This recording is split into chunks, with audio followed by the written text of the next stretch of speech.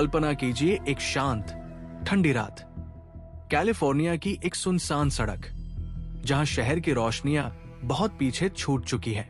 एक कार खड़ी है, इंजन बंद, हेडलाइट्स ऑफ। अंदर दो जवान चेहरे हैं, हंसी मजाक, आने वाले क्रिसमस की बातें और शायद जिंदगी के सबसे मासूम सपने।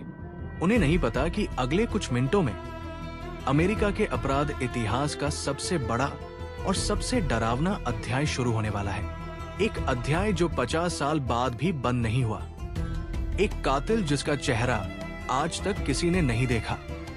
एक नाम जो उसने खुद चुना, ज़ोडियाक। ये कहानी है उस शख्स की जिसने सिर्फ लोगों को नहीं मारा, उसने पूरे एक समाज को डराया, पुलिस को चिढ़ाया, अखबारों को अपने खेल का हिस्सा बनाया और फिर हवा में गायब हो गया।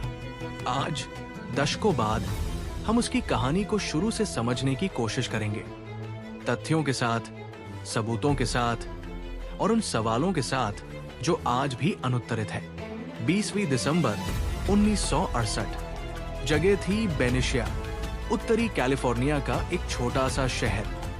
17 साल का डेविड फेराडे और 16 साल की बेटी लू जेनसन, दोनों हाई स्कूल के छात्र, अपनी पहली डेट पर निकले थे।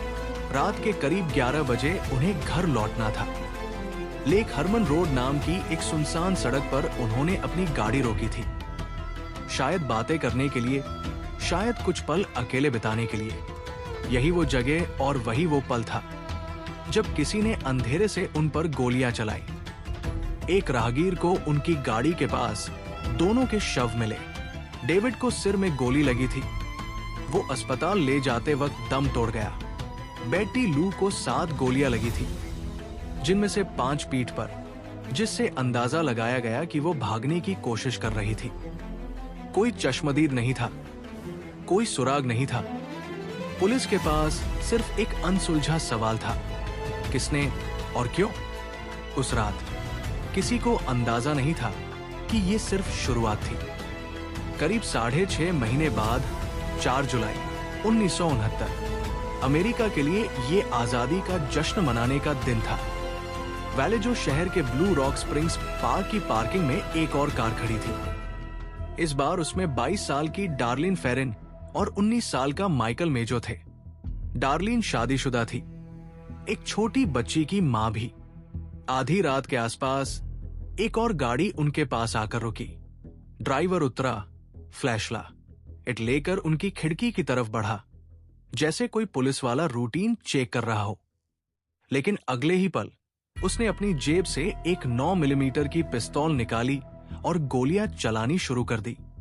डार्लिन को 5 गोलियां लगी, माइकल को 4। हैरानी की बात यह थी कि माइकल बच गया, गंभीर रूप से घायल लेकिन जिंदा। डार्लिन को अस्पताल ले जाया गया, जहां उसे मृत घोषित कर दिया गया। और फिर वो हुआ जो इस केस को बाकी हजारों अनसुलझे मर्डर केसों से अलग करता है। हमले के करीब 40 मिनट बाद वैलेजो पुलिस डिपार्टमेंट के फोन की घंटी बजी। दूसरी तरफ एक आदमी की आवाज थी, बिल्कुल शांत, जैसे वो मौसम की जानकारी दे रहा हो।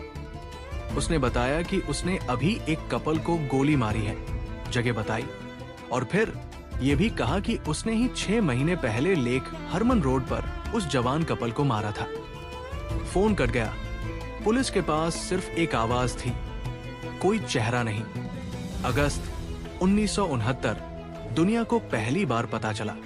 इसके कुछ हफ्तों बाद सैन फ्रांसिस्को के 3 बड़े अखबारों को एक जैसा लिफाफा मिला, क्रॉनिकल, एग्जामिनर और वैलेजो टाइम्स हेराल्ड। हर लिफाफे में एक चिट्ठी थी और साथ में एक अजीब कोडेड मैसेज, अजीब सिंबल्स, नंबरों और अक्षरों का मिश्रण। भेजने वाले ने दावा किया कि उसने ही लेक हरमन रोड और ब्लू रॉक स्प्रिंग्स के हमले किए थे, और चिट्ठी में ऐसी जानकारियां थी जो सिर्फ हत्यारा जानता होगा। उसने मांग की कि अगर उसकी ये कोडेड चिट्ठी अखबार के पहले पन्ने पर नहीं छापी गई तो वो और लोगों को मारेगा। अखबारों के पास कोई चारा नहीं था। चिट्ठियां छपी और उसी पल से इस अनजान हत्यारे को एक नाम मिल गया, क्योंकि उसने खुद को यही कहा था, ज़ोडियाक। एक अमेच्योर कपल डोनाल्ड और बेटी हार्डन ने हाथ से उस पहले कोडेड मैसेज को डिकोड करने की कोशिश की और हैरानी की बात, वो कामयाब रहे। मैसेज के अंदर छिपा था एक भयानक विकृत संदेश। हत्यारे ने लिखा था कि इंसानों को मारना उसके लिए किसी जानवर के शिकार से भी ज्यादा रोमांचक है, और ये भी कि मरने के बाद जो लोग उसके शिकार बनेंगे वो अगली दुनिया में उसके गुलाम बनेंगे। ये डिकोडेड मैसेज पढ़कर पूरे बे एरिया में दहशत फैल गई। एक हत्यारा जो सिर्फ मारता नहीं था, वो अपने किए पर गर्व करता था, उसका मजा लेता था और दुनिया को यह बताना चाहता था। 27 सितंबर 1969 लेक बेरिएसा, नापा काउंटी की खूबसूरत लेक बेरिएसा झील के किनारे 20 साल का ब्रायन हार्टनेल और 22 साल की सिसिलिया शेपर्ड पिकनिक मना रहे थे। दोनों कॉलेज के छात्र थे। तभी एक अजीब आदमी उनके पास आया, काले रंग का हुड पहने, जिस पर सफेद रंग में एक क्रॉसहेयर जैसा सिंबल बना था, आंखों पर काला चश्मा और हाथ में बंदूक।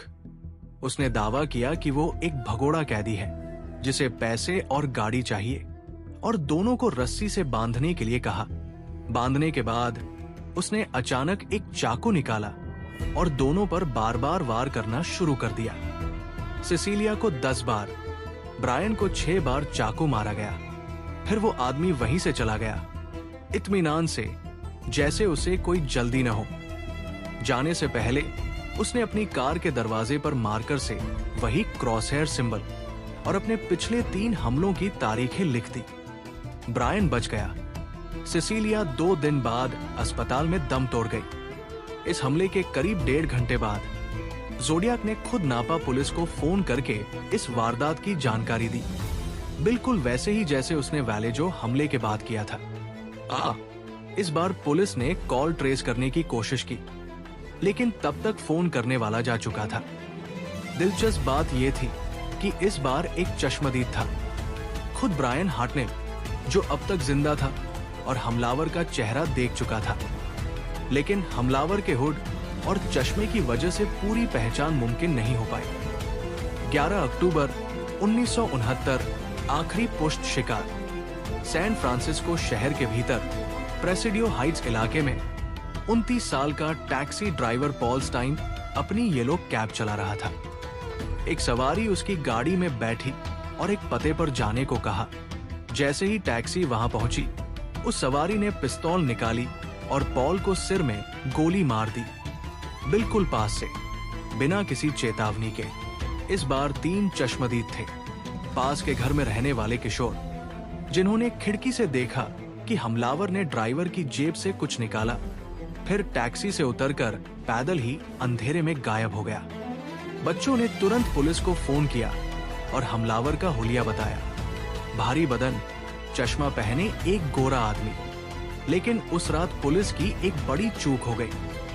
रेडियो पर पहले गलत हुलिया प्रसारित हो गया, जिस वजह से इलाके में गश्त लगा रहे 2 पुलिस वालों ने असल हमलावर को पास से गुजरते देखकर भी नहीं रोका, क्योंकि उनके पास गलत जानकारी थी।